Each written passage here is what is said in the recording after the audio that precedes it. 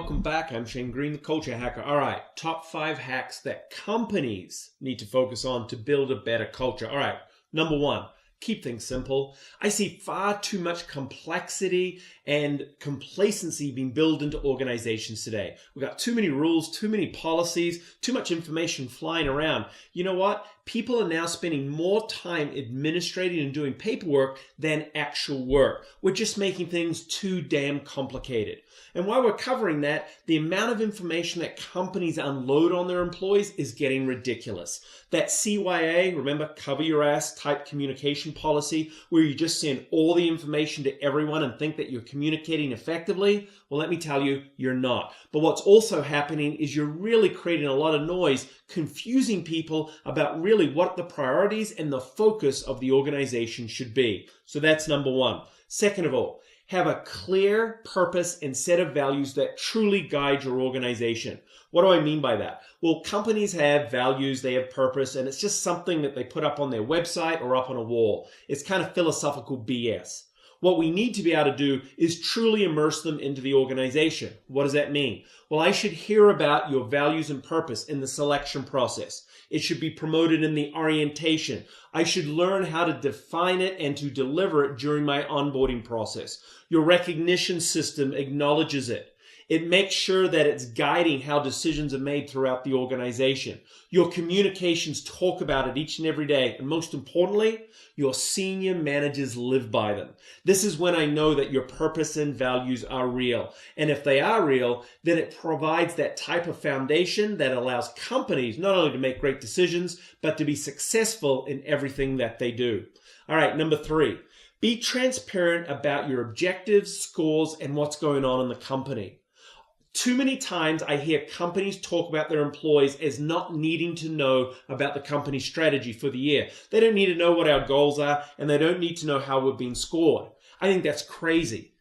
Think about it. You're not letting your people in on the strategy. The people that are on the front line, the people that are going to deliver those goals to you, you think they shouldn't know what they are because what? They're not smart enough? Maybe they just don't need to know? That's a crazy mentality.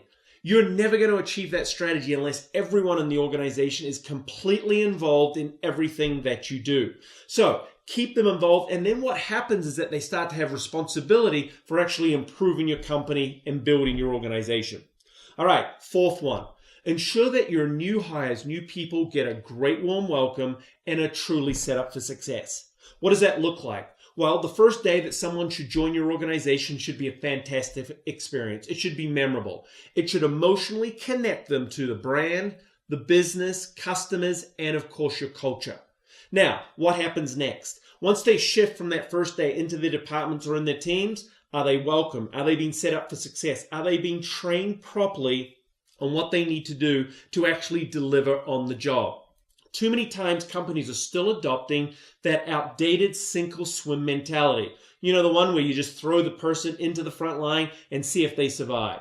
Listen, it's never been a good strategy ever, but in today's, with our younger generations, it's even worse. We're losing a lot of great talent because of that very philosophy. So keep that in mind.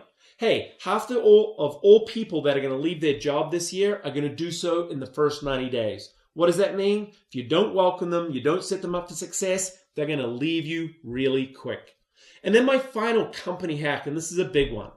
You have to make sure you're setting clear expectations and incentivizing your managers around leadership.